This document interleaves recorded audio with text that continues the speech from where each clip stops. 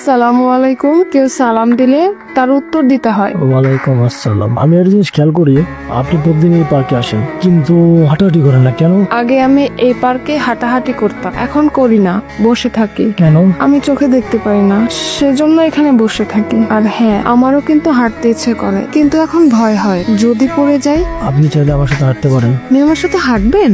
হ্যাঁ, চলুন। আপনি এখানে প্রতিদিন হাঁটতে আসেন? হ্যাঁ, আমি এখানে প্রতিদিনই আসি, হাঁটতে না হাঁটাইতে। মানে সহজ, আমি এখানে একটি জব করি। আপনি এখানে তো যাবেন নাকি? কে আপনি?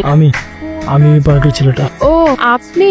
আমি আসলে বাসায় যাব, আর আমি যার সাথে এসেছিলাম সে একটু কাজে ব্যস্ত হয়ে পড়েছে, আমাকে বাসায় দিয়ে আসতে পারছে না। আপনি চাইলে আমি আপনাকে বাসায় নিয়ে আসতে পারি। আসলে আমি এখন নিরুপায়, না চাইতেও মানুষের সাহায্য নিয়ে আমার চলতে হয়। আর আপনার যদি অসুবিধা না হয় তাহলে চলুন।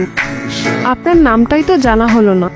গুরু। গুরু নাম তো গ্যাংস্টারদের হয়, আপনি কি গ্যাংস্টার? আপনার নাম? আমার নাম আয়রা। সুন্দর। আপনার বাসায় কে কে থাকে? ছোটকালে বাবা মা মারা যায়, বাবা মা মারা যাওয়ার পর মামার কাছে বড় হয়েছি, এখন আর আমার সাথে থাকে না, বিয়ে করে আলাদা হয়ে গেছে।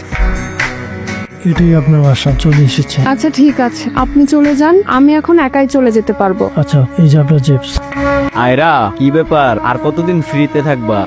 আমার বাসাটা তো কোনো আশ্রয়খানা না যে তোমাদের সবাইকে ফ্রিতে রাখবো। ভাইয়া, আপনি তো জানেন আমার এই অবস্থা, আর এই অবস্থার জন্য তো আমার চাকরিটাও চলে গেছে। আমাকে একটু টাইম দেন, নতুন একটা চাকরি পেয়ে নেই। নতুন চাকরি পাওয়ার পর আপনার 2 মাসের ভাড়া বাবদ সব টাকা পরিশোধ করে দেব। যা করার একটু তাড়াতাড়ি কইরো। আর তুমি তো অন্ধ, তোমারে চাকরি দিবে কে? আসসালামু আলাইকুম। সালাম দিলে সালামের উত্তর দিতে হয়। ওয়ালাইকুম আসসালাম। আমি আসলে অন্য কিছু নিয়ে ভাবছিলাম তো, সেজন্য আপনার কথা শুনতে পাইনি। আপনি তো আগে চোখে দেখতে পেতেন। আচ্ছা, কি হয়েছিল? আজকে 2025 15ই ফেব্রুয়ারি, ঠিক 7 মাস আগের কথা। জানেন, অনেকেই ভাবে আমি অন্ধ বলে কিছুই বুঝি না, আমি কিন্তু সবই বুঝি। কে আমাকে সত্যিকারের পাশে থাকে, কে আমাকে মায়া দেখায়, আর কে আমাকে করুণা দেখায় আমি অনুভব করি, কিন্তু দেখতে পাই না। তুমি জানো না, আর জানতেও পারবে না। আমি তোমার পুরো পৃথিবীটা অন্ধকার করে ফেলেছি, আর তুমি এখনো সেই আলো খুঁজে বেড়াচ্ছ। তুমি ভাবো এটা একটি দুর্ঘটনা আছে, কিন্তু আসল সত্যিটা তোমার এই অন্ধকারের কারণ আমি। বন্ধু থামা থামা থামা, হয় না ওই দিন আমার মারছিল?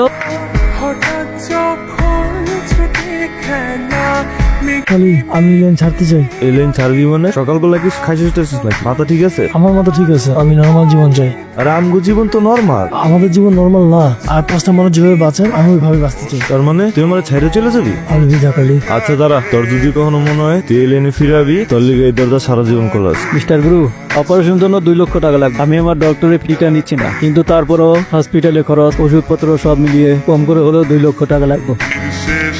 কি অবস্থা এখন আপনার? আমার তো রাত দিন সবই এক। আর আপনি এতদিন কোথায় ছিলেন? কোনো খোঁজ খবর নাই যে, আর পার্কেও তো আসেননি। আমি একটা ডক্টরের খোঁজ পেয়েছি, সে বলছে আপনাকে ফ্রি চিকিৎসা করাবে, শুধুমাত্র একজন ডোনার হলে চলবে, তখন আপনি চোখে দেখতে পারবেন। আমাকে কে দিবে বলেন? আর এই দুনিয়াতে কেউ কাউকে ফ্রিতে কিচ্ছু দেয় না। আমি দিব।